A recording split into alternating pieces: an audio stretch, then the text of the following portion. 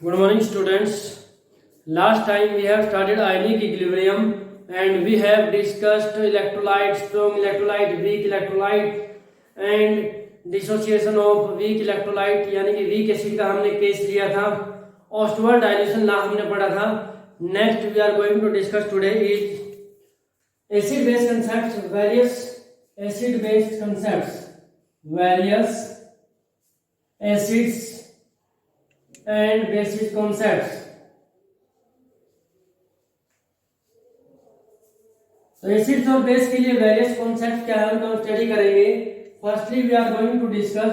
देखो एसिड्स और बेस क्या है उनको लेकर के various concept were given by the various scientist. सबसे पहले हम पढ़ेंगे Arrhenius concept of acids and base. Then we will discuss Bronsted-Lowry concept of acid and base, and finally we will discuss about the Lewis acid character and base character. तो पहले हम start करते हैं अर्हेनियस concept से. किसे हम start करेंगे? Arrhenius concept of acid and base. Arrhenius concept of acid and base.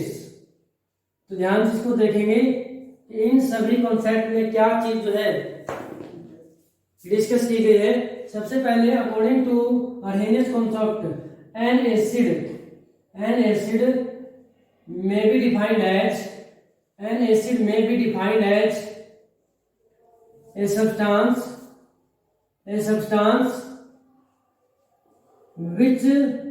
which contain H plus ion, which contain hydrogen and give H plus ions when dissolved in water.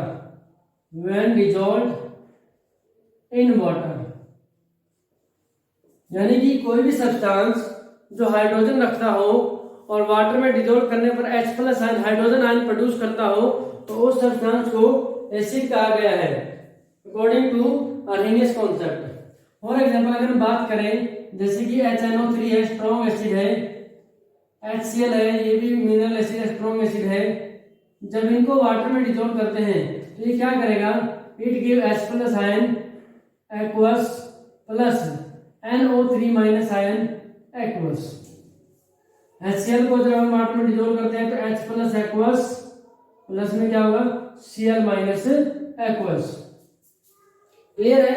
तो ये है strong acid का concept.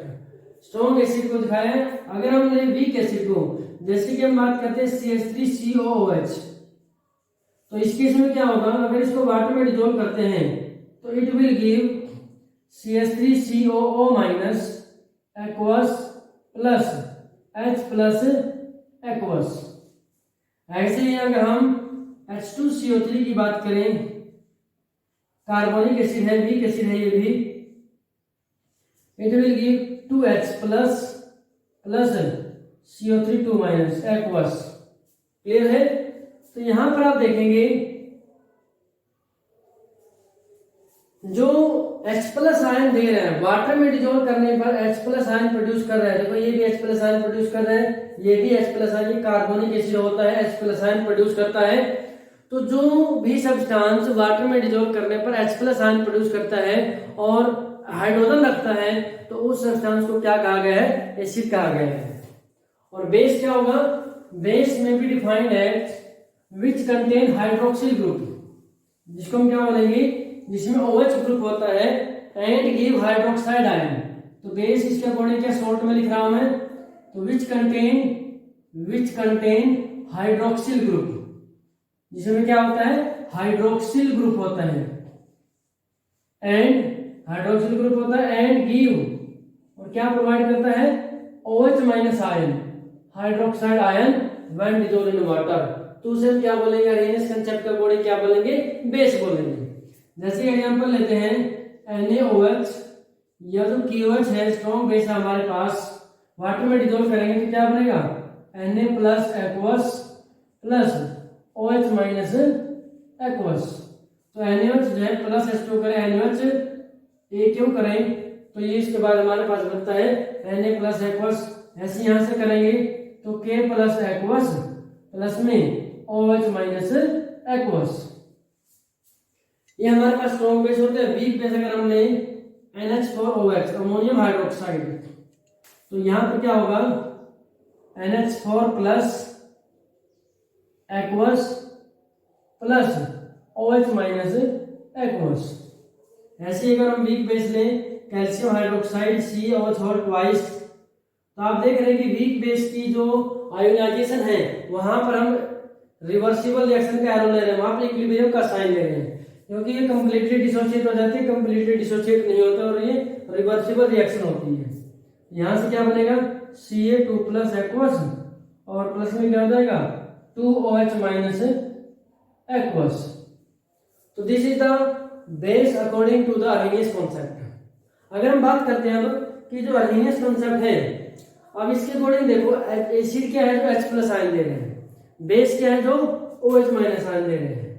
तो अगर हम ये बोल सकते हैं कि according to Arrhenius concept neutralization process में be defined as the process in which H plus ion hydrogen ion given by the acid combined with OH minus ion hydroxide ion given by the base to give water which are unionized molecules। तो इसके according जो है अर्हेनियस concept के according अगर हम neutralisation को define करें तो उसके अकॉर्डिंग क्या होगा neutralisation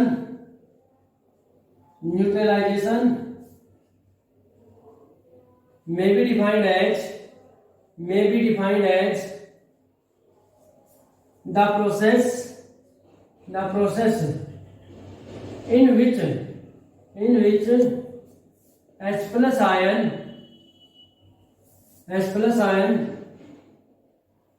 given by acids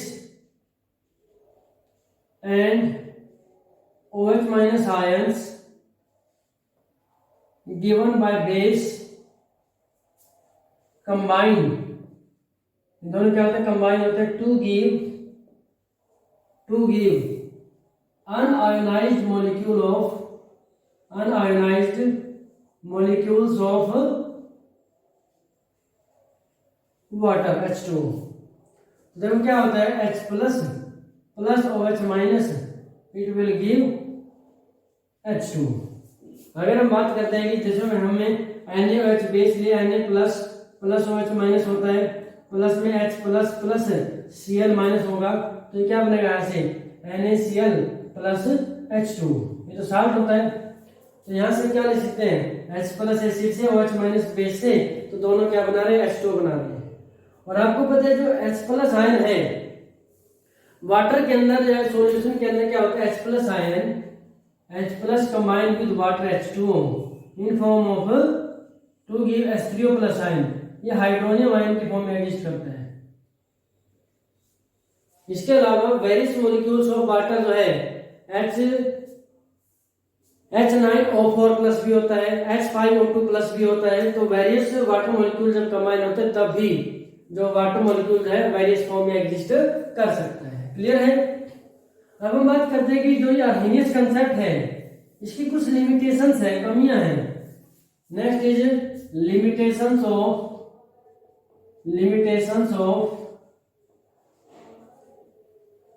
अर्हेनियस concept. Arrhenius concept जो एसिड बेस का उसकी लिमिटेशंस क्या है। First is nature of H plus and OH minus ions. तो देखो हम ये बोलते हैं कि जो H प्लस आयन देते हैं वो एसिड है, जो OH माइनस आयन देते हैं वो बेस है। बट जो H plus ion and OH minus ion जो प्रोड्यूस हो रहे हैं these are not present in form of H plus and OH minus, क्योंकि जो H प्लस है वो H2 के साथ कंबाइन होकर के H3O प्लस में फॉर्म होता है। यानी कि अगर हम बोले तो H प्लस जो है वो अकेला एग्जिस्ट नहीं करता, H प्लस एक्वस की फॉर्म में एग्जिस्ट करता है, और OH माइनस जो है वो OH माइनस एक्वस की फॉर्म में एग्जिस्ट करता है। तो मींस वो वाटर में ही एग्जिस्ट करता है, विदाउट वाटर वो एग्जिस्ट नहीं करता।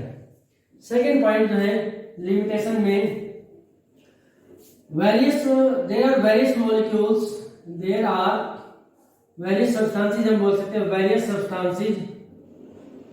Substances which do not contain H plus ion or OH minus ion, although they act as acids and base. बहुत से ऐसे सब्सटेंसेस हैं जिनमें OH माइनस और H प्लस आयन नहीं होते और बट वो एग्जिस्ट करते हैं इन फॉर्म ऑफ एसिड्स और बेस। जैसे एग्जांपल है, जैसे कि हम बात करते हैं NaOH है, सॉरी Na2CO3 है, सोडियम कार्बोनेट है, उसके बाद सोडियम हाइड्रोजन कार्बोनेट है NaHCO3 है, अमोनिया है NH3 है, अमोनिया है, ठीक है। तो उसके अलावा जैसे कि कैल्शियम ऑक्साइड है, मेटल ऑक्साइड है, these are various compounds which do not contain OH minus, hydroxyl group नहीं है इनके अंदर, बट फिर भी क्या करते हैं, बेस की फॉर्म में एग्जिस्ट करते हैं। दूसरा, एसिड की अगर हम बात करें, कुछ कंपाउंड ऐसे जैसे नॉन मेटल ऑक्साइड है, SO2 है, SO3 है, CO2 है, these do not contain H plus ion, but फिर भी वो एसिडिक के नेचर के होते हैं, एसिड का काम करते हैं। तो जबकि ये जो एसिड बेस की जो डेफिनेशन है अकॉर्डिंग टू आर्हेनियस कंसेप्ट, ये दोनों तो एसिड और बेस नहीं होने चाहिए, बट अगर इनको वाटर में डिसॉल्व कर दें तो इस प्रॉब्लम का सॉल्यूशन जो है ये किया गया है। अगर वाटर अगर प्रेजेंट है साथ में तब ये एसिड और बेस एक्ट करते हैं और तब जो आर्हेनियस कंसेप्ट के अकॉर्डिंग इनकी डेफिनेशन सही हो सकती है। कैसे? जैसे मान लो SO2 है, अगर हमने वाटर लिया साथ में तो ये क्या बनाएगा हमारे पास, ये बनाएगा H2SO3। क्या बनाएगा? H2SO3 बनाएगा। H2SO3 में क्या होगा, फर्दर जब डिसोसिएशन होता है तो 2H plus SO3 2 minus. Clear है? अगर SO3 की बात करें, SO3 प्लस H2O, तो यहाँ पर क्या होगा, यहाँ पे 2H plus SO4 2 minus ion होगा। तो इस केस में क्या है, H प्लस आयन है, H प्लस आयन है, वाटर में डिसॉल्व करने पर जो है H प्लस आयन दे रहे हैं। तो इसका मतलब इन कंपाउंड के साथ अगर वाटर एग्जिस्ट कर रहा है, वाटर साथ में लिया है, तब वो लुईस एसिड बेस की कंसेप्ट की डेफिनेशन को फुलफिल करते हैं। ठीक है। थर्ड जो लिमिटेशन है,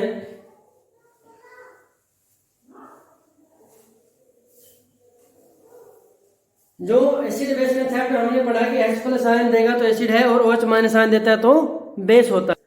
inability to explain, third limitation है inability to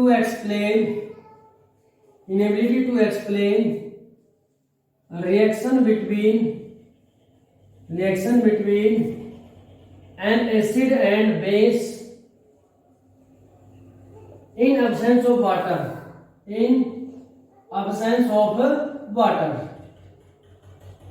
यानी कि बिना वाटर के भी एसिड और बेस में रिएक्शन होती है उसको एक्सप्लेन नहीं कर पाए। जैसे कि NH3 गैस है प्लस HCl भी गैस है, तो इट विल गिव NH4Cl।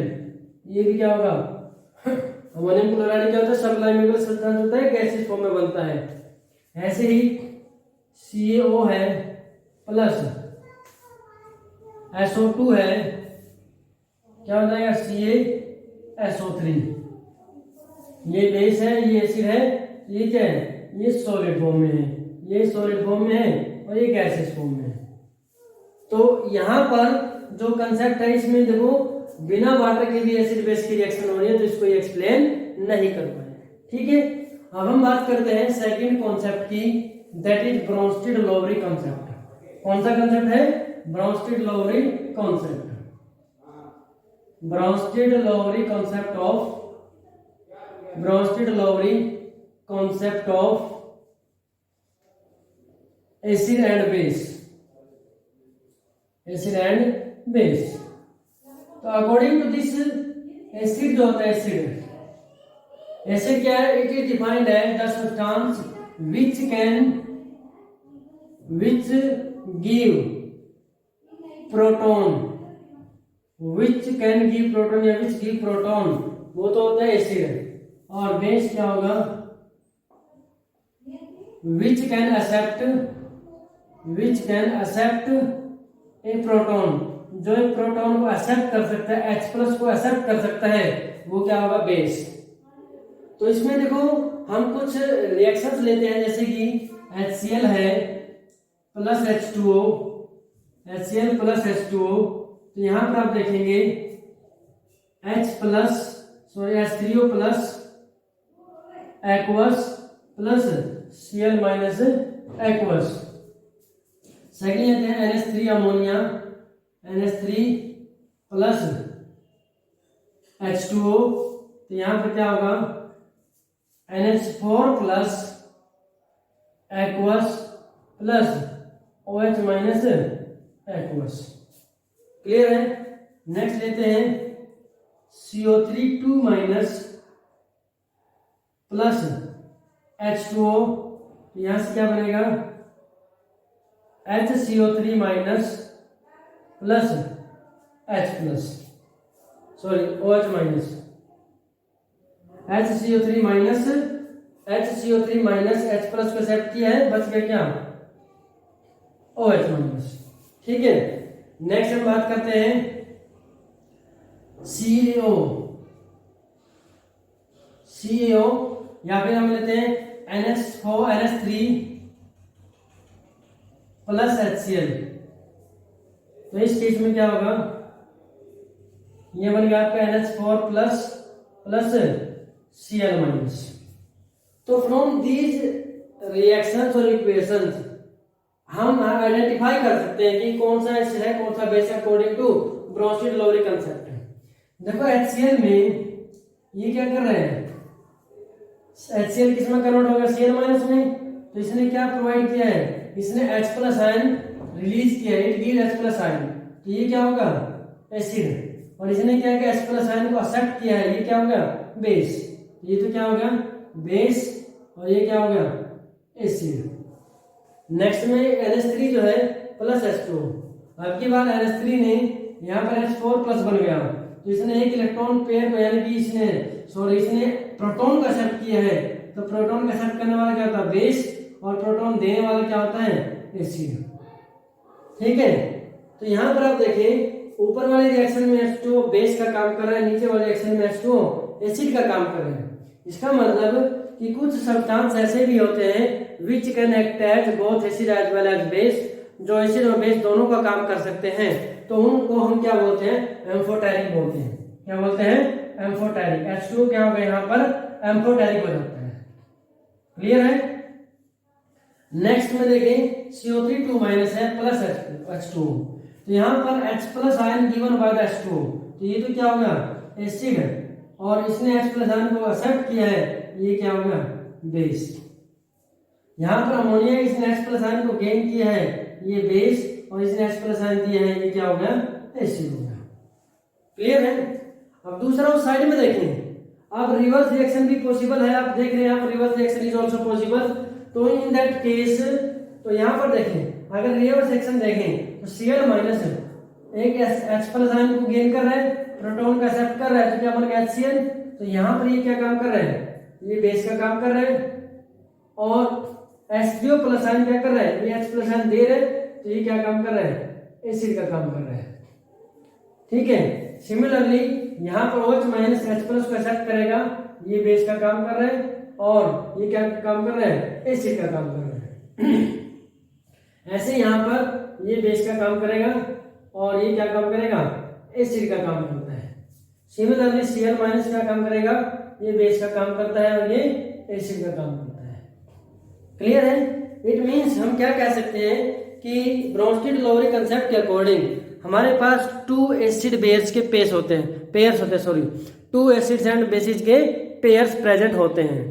तो यहाँ पर आप देख सकते हैं कि जैसे यहाँ पर एसिड प्लस बेस रिएक्शन कर रहे हैं, तो यहाँ पर जो है रिवर्स रिएक्शन भी एसिड बेस रिएक्शन है, तो उस केस में ये रिवर्स रिएक्शन में ये एसिड का काम कर रहा है और ये बेस का काम कर रहा है।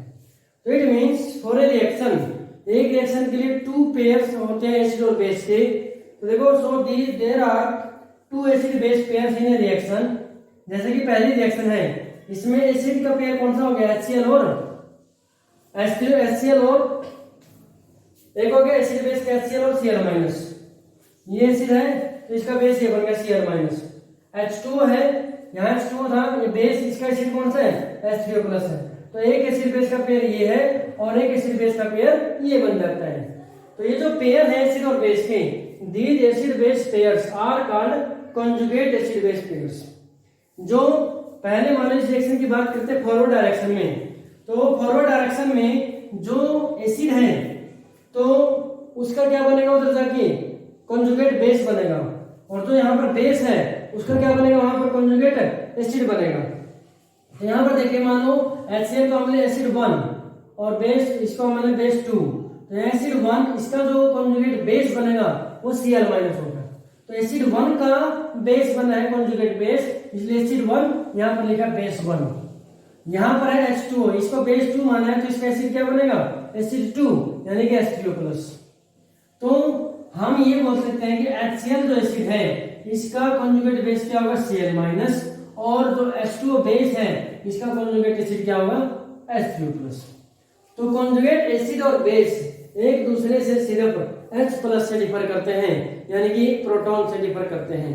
अब हम एग्जांपल लेते हैं कि एक क्वेश्चन की फॉर्म में लेते हैं, एनसीईआरटी क्वेश्चन है कि give the conjugate base of following pairs, following Bronsted acid pairs। give the question है give the conjugate bases of the following Bronsted acids। तो यहाँ पर बोल दिया इसने कि ब्रोंस्टेड एसिड है ये, और इनके कॉन्जुगेट बेस बताने हैं। कौन कौन से दे रखे हैं, HF दे रखा है, H2SO4 दे रखा है और HCO3- दे रखा है। ये जब ब्रोंस्टेड एसिड हैं तो इनके जो ब्रोंस्टेड एसिड का मतलब ब्रोंस्टेड डेफिनेशन के अकॉर्डिंग एसिड क्या होता है जो H+ आयन प्रोटॉन देते हैं। प्रोटॉन देने के बाद जो इनके बेस बनेंगे वो क्या होंगे कॉन्जुगेट बेस होंगे। तो अगर इसमें से -H+ कर दें तो यहाँ से क्या बन जाएगा F- बन जाएगा। इसमें से H+ प्रोटॉन को रिमूव कर दें तो यहाँ क्या बन जाएगा HSO4- हाइड्रोजन सल्फेट आयन बन जाएगा। यहाँ पर HCO3- में से H+ प्रोटॉन को रिमूव कर दें तो ये बन जाएगा आपका CO3 2-। तो इनके कॉन्जुगेट बेस क्या होंगे, ये आ गया आपके कॉन्जुगेट बेस। ये आपके कॉन्जुगेट बेसिस होंगे किसके, HR का conjugate base fluoride ion, H2SO4 का हाइड्रोजन सल्फेट आयन, HCO3- का CO3 आयन। रिवर्स क्वेश्चन भी बनाया जा सकता है, ये कॉन्जुगेट बेस हैं इनके एसिड बनाने हैं या इन बेसिस के कॉन्जुगेट एसिड बनाने हैं, ऐसे भी बोला जा सकता है। So dear students, we have studied very important two concepts of acid base character, that is Arrhenius concept and Bronsted concept। you have to learn well, you have to watch video very well and you have to practice also। और साथ के साथ अपना written notes complete कर लें। This is enough for today, thank you and have a nice day.